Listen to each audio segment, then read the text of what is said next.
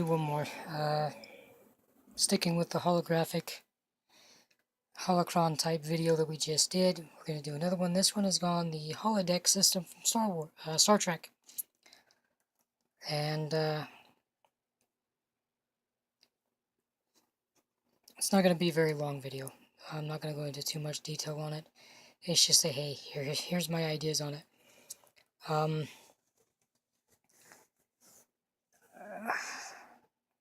I may do one more after this, but that's iffy.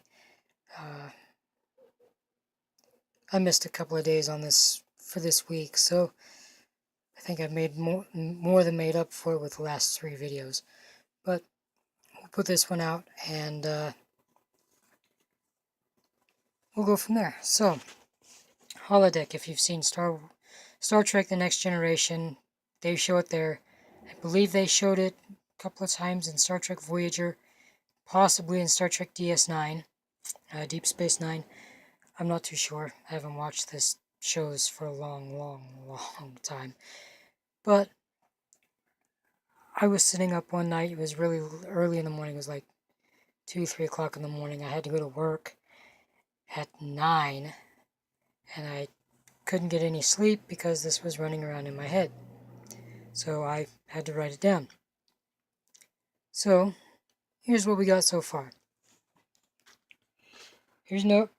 Test this holodeck system as a cloaking device set to the force field to scatter radar signals away from the source and around the ship. 100 teraquite fiber optic wires required. Those don't exist, so might be a long time wait. These are the little cells, I guess you could call them, for each individual plate in a holographic room. The optical section, small little optical relays. This picks up motion. This picks up, this is where you're moving to. This projects the image out for you. Force field section detects motion, projects the force field out to make the hologram solid. The floor moves forward, backward, left, right, diagonal, whichever way you're moving, so that the image moves with you, so it looks like you're in a larger room. And it covers the floor, the front wall, the back wall, the side walls, the roof, and even where you enter from. And when the door closes, it covers the door. So, dispensing it as a cloaking device, we may go into that later, but it's there. Uses the same technology. It's a hologram around the ship, so it looks like nothing's there. And then the force field, instead of absorbing it and bouncing back like radar does, it works more like a stealth jet. The angles in the stealth fighter bounce it away. The new F-22 actually absorbs most of it, and what it doesn't absorb deflects around it, so it just passes by. It's pretty cool. The actual size of these is like this big, and you fit 6 per tile. So the tile, you got 6 of them only going to be about that big. Well, about that big by that big. You fit 3 across and 3 up. So it's it'll work. Well, actually, be 2 up and 3 across. So you go 1, 2, 3, 4, 5, 6.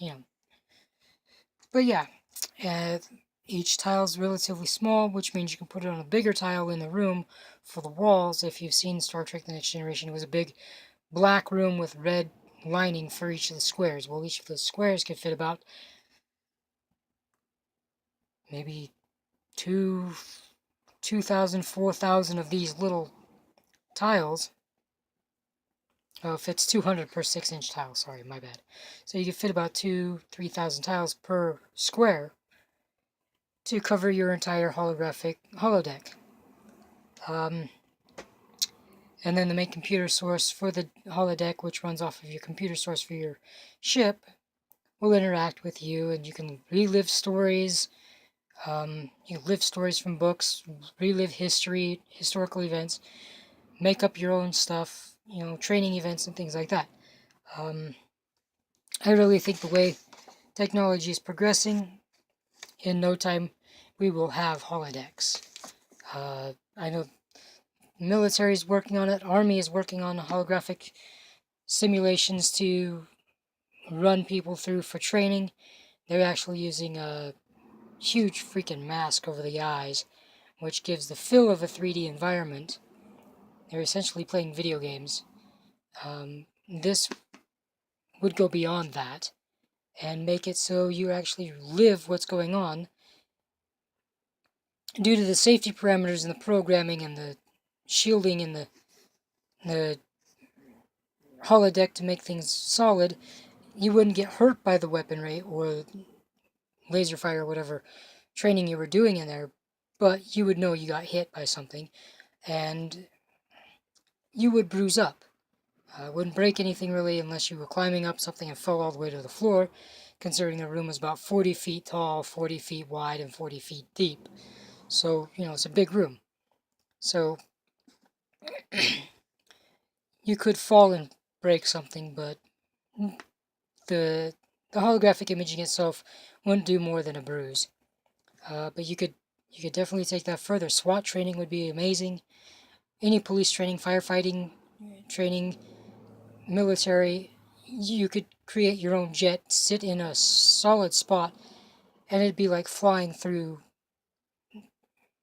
over places.